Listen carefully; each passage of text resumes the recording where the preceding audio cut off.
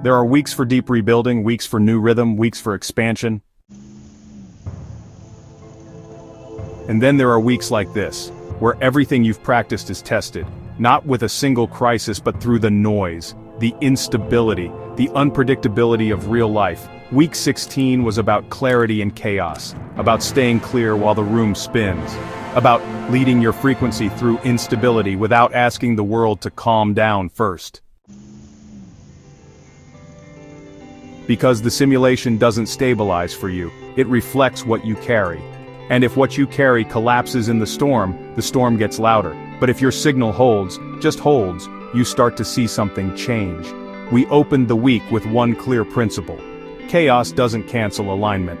Most people are trying to stop the storm before they come back to center. But the real shift is this. You can be centered inside the storm. You can remain still, not because the world cooperates, but because you're no longer asking it to. On Monday, we stopped outsourcing our stability. We didn't resist the noise, we let it swirl. And we dropped back into our field, even when the air around us felt uncertain. Because chaos doesn't mean you're off, it just means the test is live. Then Tuesday took us into uncertainty, the kind we often mistake for failure. Most people freeze when things feel uncertain. They assume they're lost. They pause every move until they have more clarity. But the simulation isn't built that way. It doesn't give you clarity first, it gives you clues as you move. So we walked. Not blindly, but aligned. Not fast, but steady. And we stopped waiting for full certainty before taking the first step. The field doesn't need you to know everything. It just needs you to walk with integrity while not knowing. On Wednesday we faced a pattern that many leaders, caretakers and empaths fall into, rushing to stabilize others before regulating ourselves. You can feel it, the discomfort in the room, and you want to fix it. You want to make it easier for them, so you overextend, overengage, overcorrect. But if you're not stable first, what you transmit won't help. You'll amplify the noise instead of calming it. So we paused, we regulated our own system first. We reminded ourselves that presence is not something you deliver to others until it has landed in you. Because when you become an anchor, you stop trying to patch the waves. So we stopped apologizing for protecting our peace. We stopped trying to look calm for others. And honestly, we honored the type of calm that doesn't always look nice, but always keeps us intact. Because peace is not a show, it's a boundary. And we closed the week with presence, not control.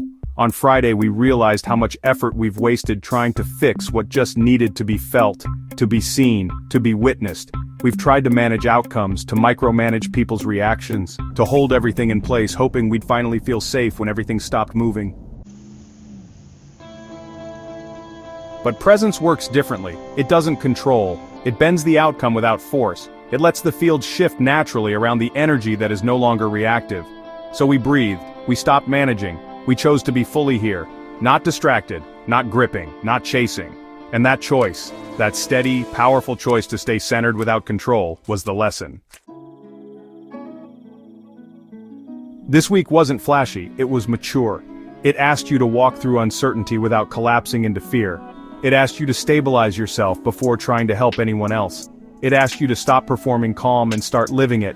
And through all that, it reminded you, you don't need certainty to move forward, you don't need silence to stay regulated, you don't need control to influence the field. You just need presence, anchored, quiet, coherent. You learned that your nervous system isn't just for you, it's a frequency transmitter. That real calm doesn't perform, it protects. That being fully here is more powerful than trying to manage every detail. You stopped fixing, you stopped defending, you stopped over-explaining your piece. And you started living from it, you stopped trying to stop the storm, and you became the still point inside it. This is Transcendent Reality, live the code.